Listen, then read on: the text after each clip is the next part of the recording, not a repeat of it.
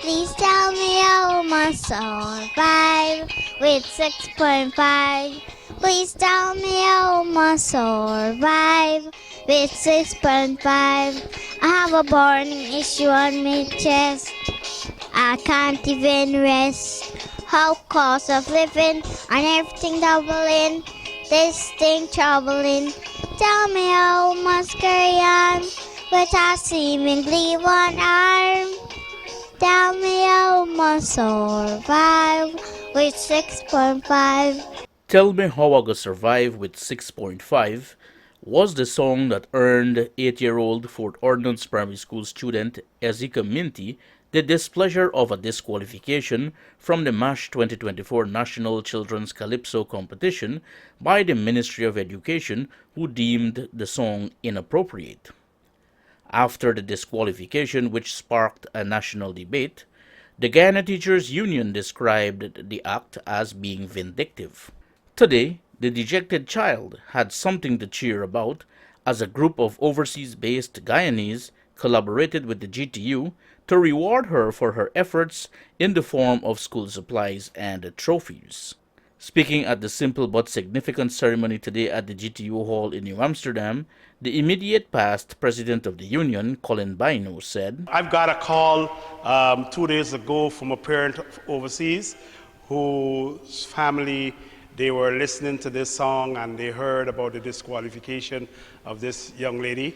And they thought it best to reward her because, as the parent said, it's not nice to really destroy children at this age, destroy their dreams and so on. Mr. Bino further added, You notice she has got trophies and lots of supplies for school. Well, let me tell you, the parent who has donated these things to her said that every school year they will ensure that she get her backpack and all the school supplies that they can possibly get for her so that she can do well in school. And you're going to do well, right? You know what I'm disturbed about? I've been in charge of the children's costume competition in Region 6 for, in the 80s, early 1980. I was in charge of people like Santon Lambert, the Miss Helen D'Souza.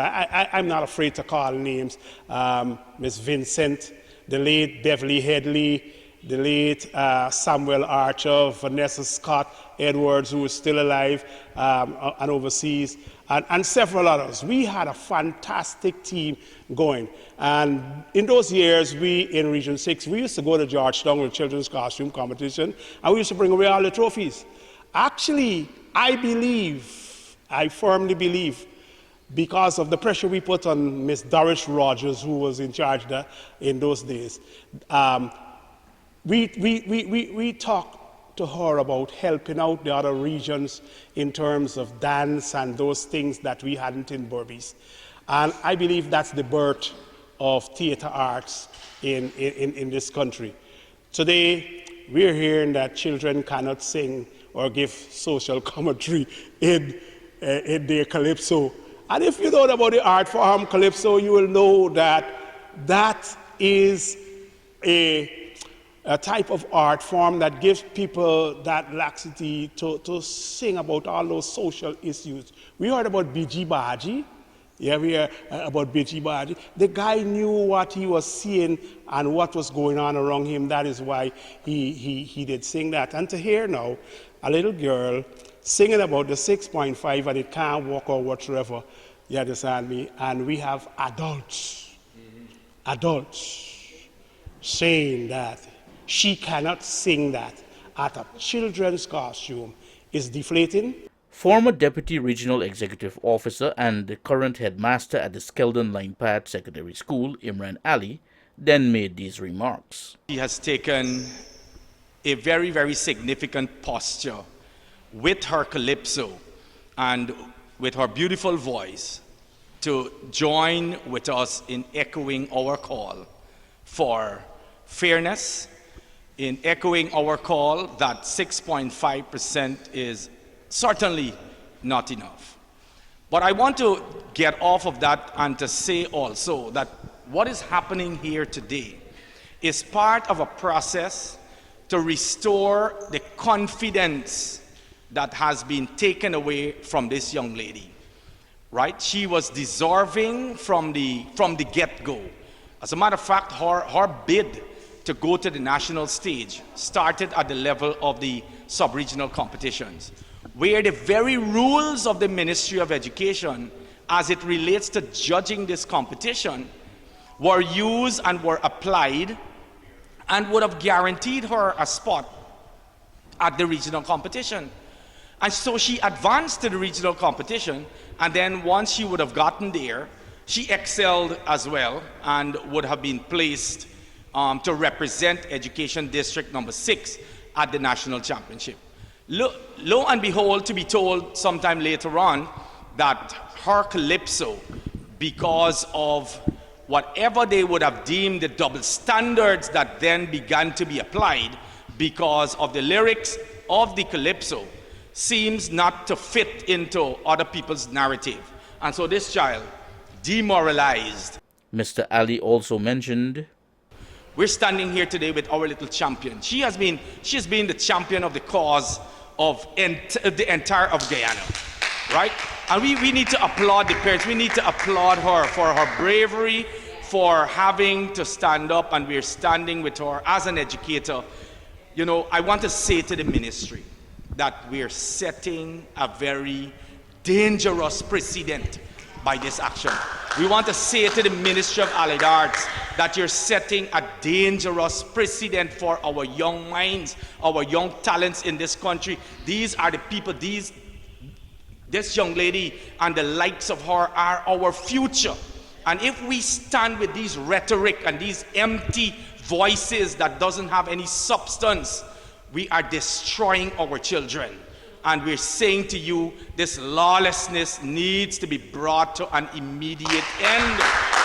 Because if we cannot mold and if we can't nurture our children like this young woman, if we can't create the opportunities for them where they are going to be vocal and they can be allowed expression, freedom of expression, even while they are at this tender age, then what is the democracy are we promoting at a time like this when Guyana is set to celebrate 54 years as a republic? New Amsterdam representative of the GTU, Mahela McCalmont, also made stirring remarks.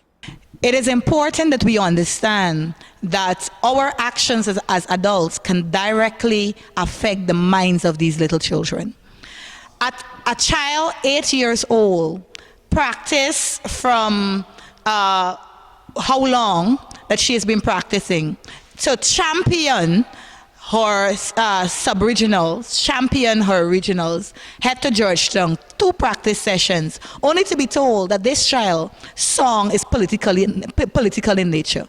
Now I wish to say unapologetically, as a teacher of the arts, I've been teaching theater arts for the past 13 years. I myself has been writing poetry. I myself has been very much involved in Calypso, because if you know, my school also take part in Calypso. And if you understand the nature of where Calypso come from and Kaiso and its origin, it speaks to social commentary. Anything that is affecting us in our society, we're adequately able to speak on. If we're not able to express ourselves as people, then where do we go? How do we deal with that? Because expression through the art form should be freedom, should be our way of coping.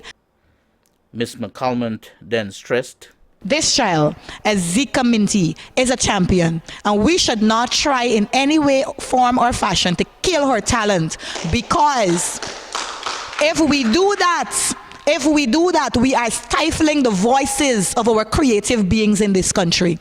And our creativity as teachers, our creativity even as students and molder of students, we will not sit idly by and allow that to happen. I am calling on all the powers that be, whether it is the Unit of Allied Arts, whether it is the government of Guyana, the Ministry of Education, let us revise our rules and ensure that we are governed by rules. We don't go fly by night rules. Stick to the rules and ensure that we understand the nature of Calypso, the nature of Calypso. Calypso is a freedom of expression, and it should be able to allow you to speak to the things that are affecting you. What about 6.5 is political? It is a fact. Ezeka's mother, Adele Minty, who is also a teacher by profession, was heartened by the support and gesture of the GTU.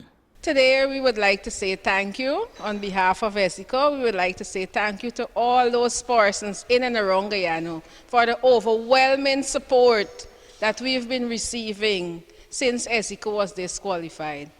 It was disappointing to the child and also to us, but with support and continuing support, I think we will get through this. Thank you very much. Thank you. The Allied Arts Unit of the Ministry of Education declared that the decision to ban the song was made based on established rules that have been in place for many years. However, the GTU rubbished that explanation. Michael Khan, reporting for Channel 8 News.